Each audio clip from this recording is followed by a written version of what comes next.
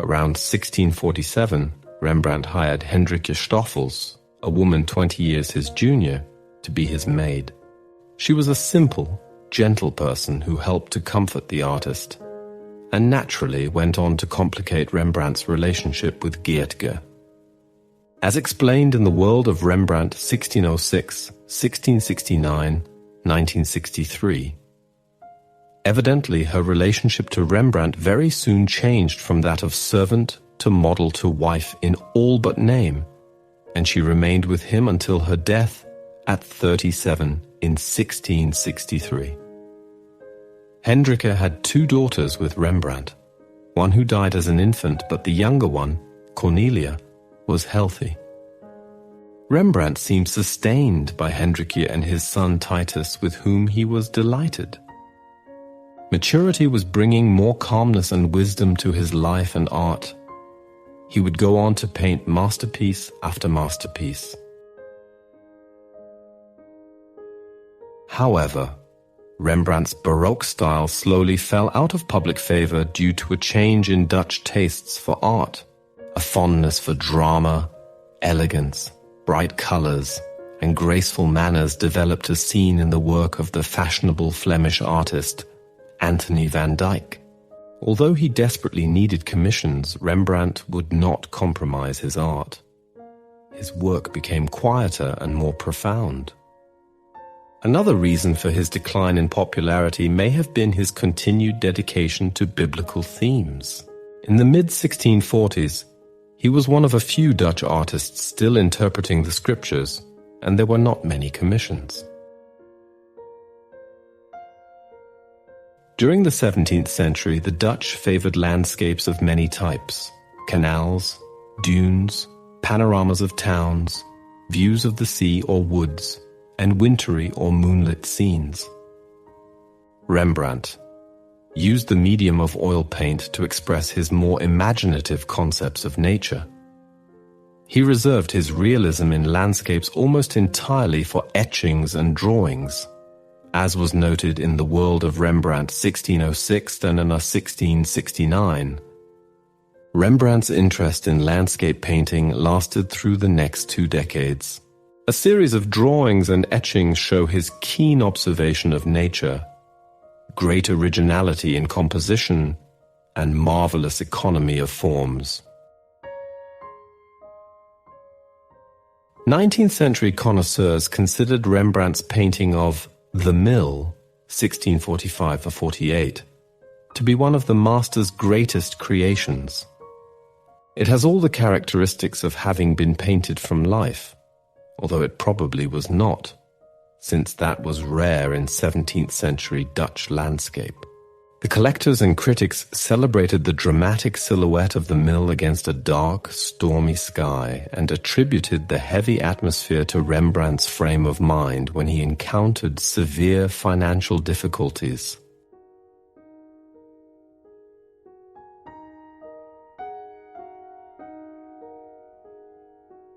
Painted around 1650, the mill stands among the most evocative and poetic landscapes attributed to Rembrandt. Now housed in the National Gallery of Art, Washington, D.C., the painting occupies a singular place within the master's oeuvre, not only for its atmospheric grandeur, but also for the long-standing debate surrounding its authorship. Once doubted, later reinstated, and still not unanimously accepted, the work continues to invite contemplation on the very nature of Rembrandt's artistic identity, his sensitivity to light, tone, and the metaphysical resonance of the Dutch landscape. The composition reveals a windmill perched upon the circular escarpment of a ruined bastion, rising above a tranquil moat. Below, daily life unfolds with quiet modesty. A woman washes linen at the water's edge. A man stands watch. Another pushes a barrow, and a ferry glides across the river's calm surface. Yet these small human figures seem almost incidental to the vast, enveloping drama of nature and light that dominates the canvas. The mill itself, central and monumental, commands the scene with solemn dignity. Its sails etched sharply against the evening sky. The fading rays of the sun illuminate half the heavens, bathing the mill in a radiant glow that seems to oscillate between illumination and shadow, life and transience. Rembrandt's mastery of tonal design reaches an almost musical harmony in this work. The windmill's 4 vanes, each rendered with a distinct tonal contrast: light against dark, dark against light, dark against dark, and light against light, form a subtle meditation on balance and perception. This interplay of value does more than organize the pictorial structure. It becomes a philosophical statement on the relativity of light itself. In this sense, the mill transforms the Dutch landscape into a theatre of vision, where contrasts of tone embody the eternal flux between clarity and obscurity, revelation and mystery. While the painting can be read as a realistic depiction of rural Holland, its mood transcends the literal. The somber sky, the melancholy stillness of the water, and the isolated silhouette of the windmill evoke a profound meditation on human endurance and solitude. The windmill, once a familiar symbol of labor and sustenance, here assumes almost spiritual significance. Elevated above the earth, it becomes a sentinel over time and nature, turning its sails in the dying light like a memento of man's perseverance amidst the vast, mutable forces of creation. In the context of Rembrandt's broader artistic concerns, the mill reveals his continuing fascination with the moral dimension of light. The chiaroscuro here is not mere technique but moral metaphor.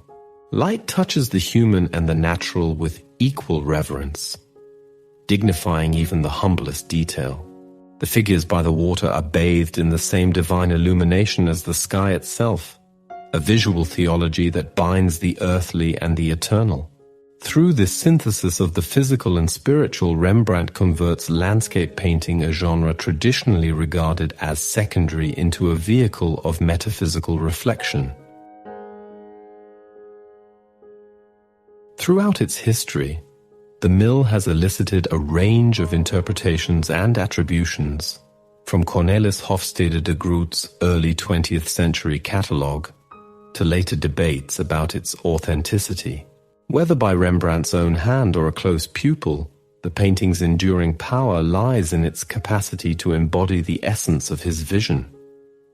The union of light and matter, the dignity of work and solitude, and the trembling equilibrium between human fragility and divine infinity. In its restrained palette and solemn beauty, the mill stands as one of the most haunting testaments to the contemplative spirit of the Dutch Golden Age.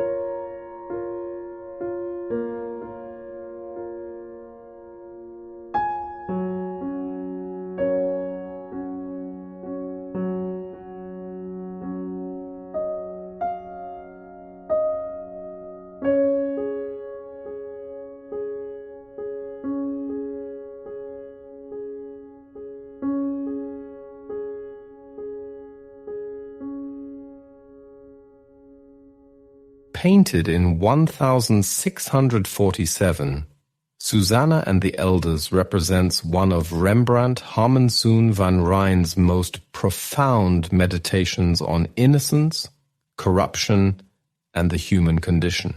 Executed in oil on a Peltegien panel, now housed in the Gemäldegallerie Berlin, the work revisits the deuterocanonical episode from the Book of Daniel A narrative that had long captivated European artists for its moral and erotic tensions. In Rembrandt's hands, however, the familiar story of voyeurism and virtue is transformed into a deeply psychological drama, stripped of theatricality and rendered instead with humane restraint and moral gravity. The story tells of Susanna, a virtuous woman secretly spied upon by two elders while bathing in her garden.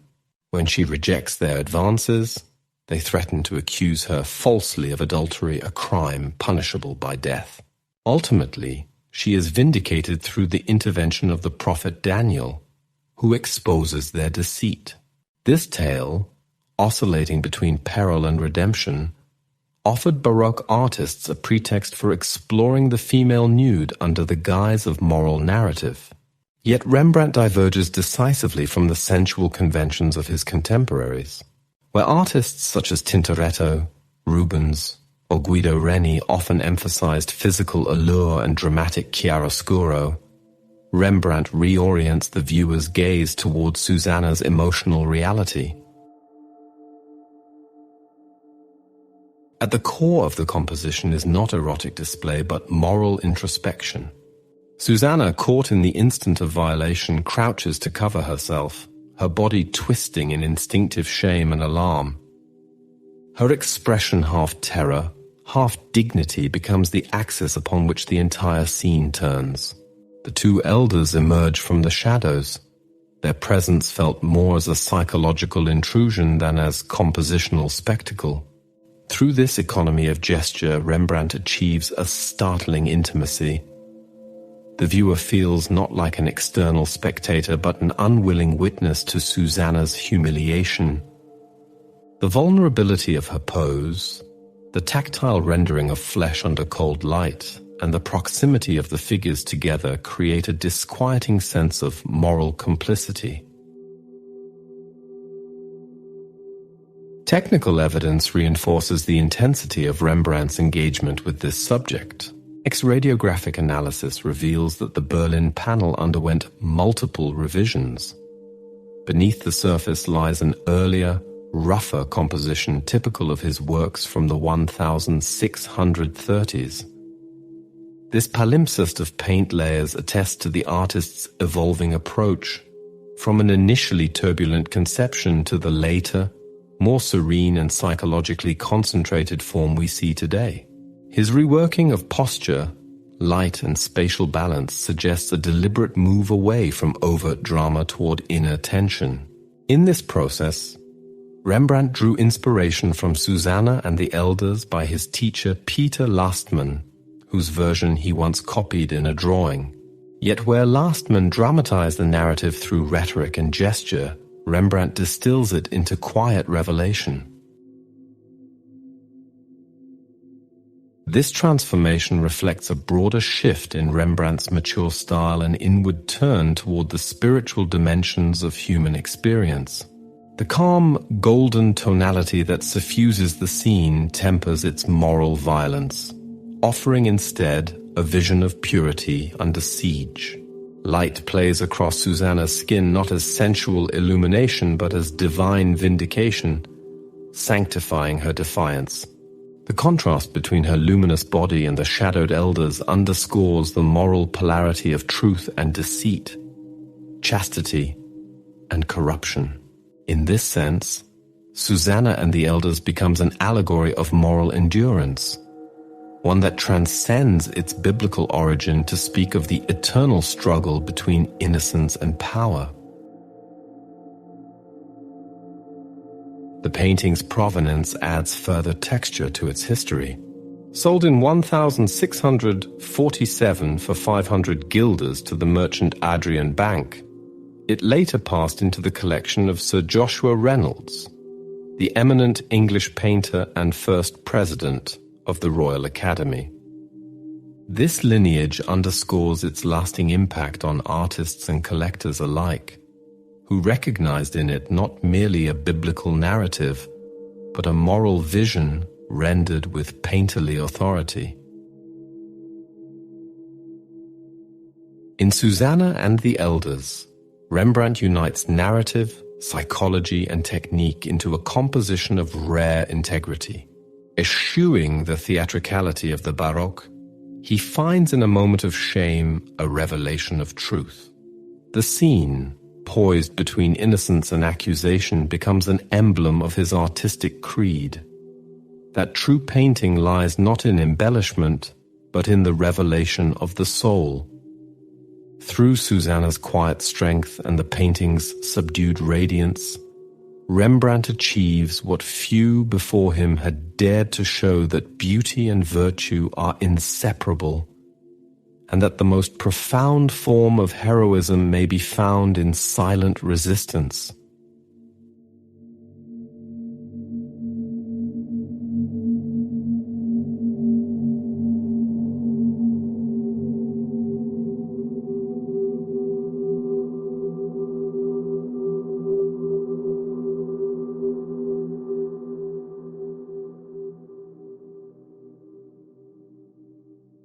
Painted in 1648, the head of Christ stands among Rembrandt's most contemplative and spiritually resonant works. Executed in oil on a small oak panel, now housed in the Gemäldegallery, Berlin, the painting forms part of a series of devotional heads of Christ that the artist produced during the late 1640s. These works mark a profound departure from traditional European depictions of the Savior, signaling a new humanized approach to sacred imagery that reflects Rembrandt's mature vision of faith and humanity. In contrast to the idealized, often hieratic portrayals of Christ that dominated Renaissance and Counter-Reformation art, Rembrandt presents a tender, intimate figure one that seems less a divine abstraction than a living presence. The young man, with his softly curling hair, olive-toned complexion, and downcast gaze, is modeled after a Jewish sitter from Amsterdam's Sephardic community. This choice, revolutionary for its time, reveals Rembrandt's commitment to verisimilitude and his effort to reconnect the Christian image with its historical and cultural origins. By doing so, he not only grounds the sacred in the real, but also imbues the portrait with an unprecedented sense of empathy and introspection. The painting's quiet power derives largely from its simplicity. Christ's head emerges from a dark, indeterminate background, illuminated by a gentle, diffused light that caresses his features and bathes his face in a warm radiance. The downward glance and the slight turn of the head suggest inward reflection rather than outward authority, a moment of silent communion rather than celestial command. Unlike the triumphant Christ of earlier iconography, Rembrandt's figure is profoundly human, his expression marked by humility, fatigue, and compassion. This transformation of divinity into empathy epitomizes the artist's late spiritual realism. Technically, the head of Christ demonstrates Rembrandt's mastery of tonal subtlety and his unique ability to evoke the immaterial through the material. The restrained palette dominated by muted browns, ochres, and golden glazes creates an atmosphere of sacred intimacy. The soft impasto of the highlights, particularly around the forehead and cheekbones, animates the surface with a living warmth. The brushwork is economical yet deeply expressive. Every stroke seems to serve the purpose of rendering inner life rather than external detail. Through this balance of light and substance, Rembrandt achieves a vision of sanctity that is neither theatrical nor distant, but tenderly accessible. Scholars have long debated the purpose of Rembrandt's Heads of Christ series, of which several versions survive in Berlin, Philadelphia, New York, and Detroit. Some regard them as personal devotional studies, rather than formal commissions, perhaps intended for the artist's private contemplation or for close friends and patrons who shared his introspective piety. The repeated exploration of the same theme, each slightly varied in lighting and expression, suggests that Rembrandt was less interested in narrative than in the meditation of presence, the idea of encountering the divine through the human face. In the Head of Christ, Rembrandt distilled his lifelong inquiry into faith, perception, and humanity. Gone are the elaborate compositions, the narrative gestures, and the theological grandeur of his earlier biblical scenes. What remains is a solitary face, suffused with inward light, a vision of divinity that emanates from compassion rather than power. The work stands as a spiritual manifesto of the mature artist, that truth resides not in splendor, but in sincerity, not in perfection, but in the profound dignity of the human soul.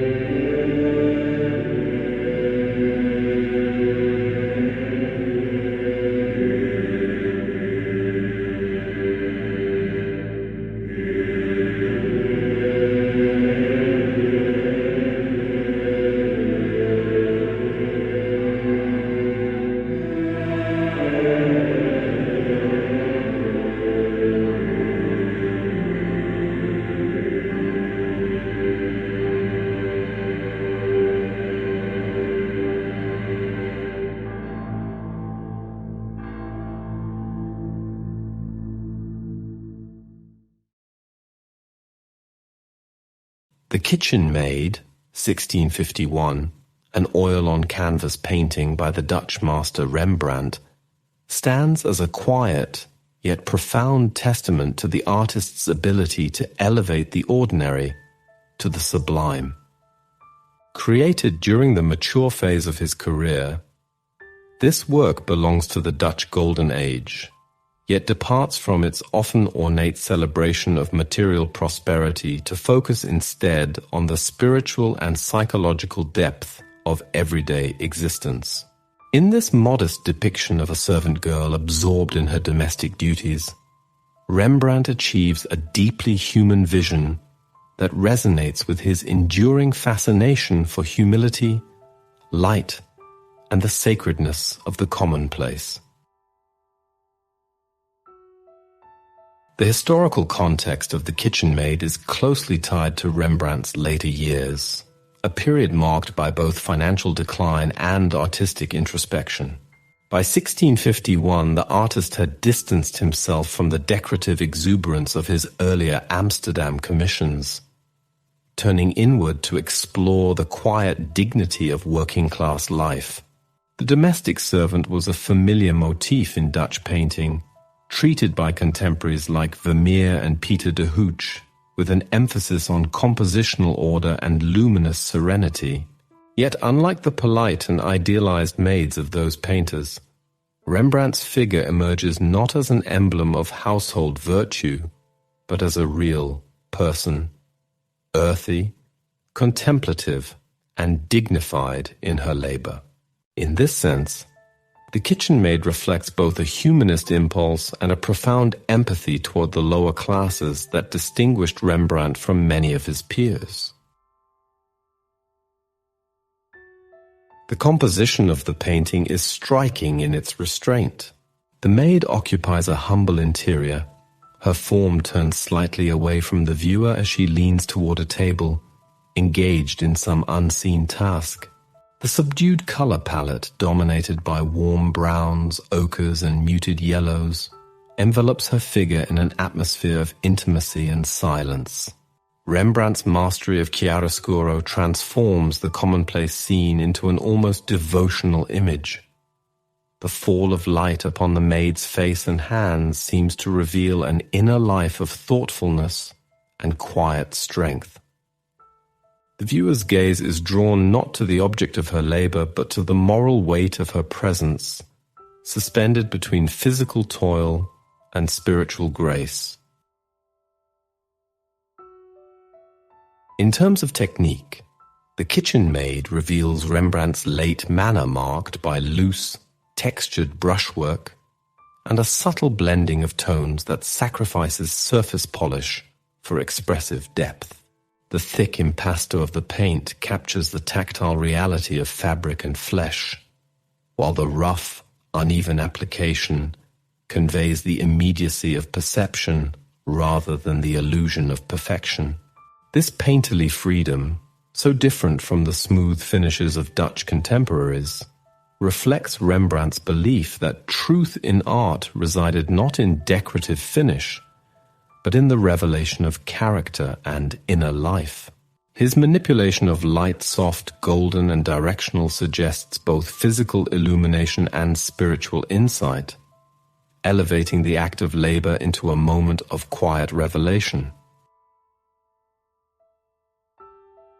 Interpretively, the painting can be read as a meditation on humility and devotion.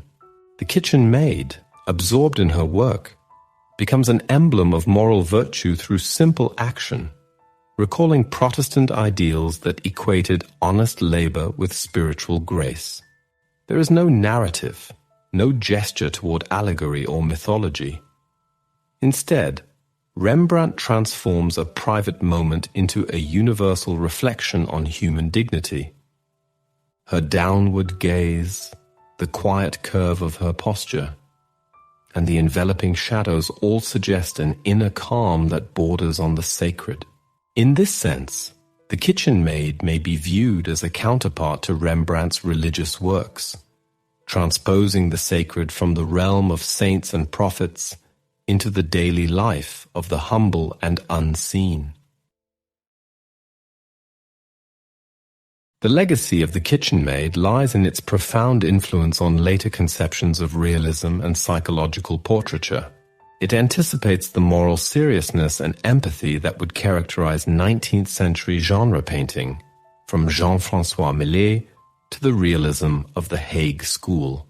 Within Rembrandt's own oeuvre, the work stands as a quiet culmination of his lifelong search for truth through light and humanity. Now housed in the National Museum in Stockholm, the painting remains a luminous testament to Rembrandt's faith in the redemptive power of the ordinary, wherein a simple maid, touched by light, becomes a vessel of enduring grace and silent majesty.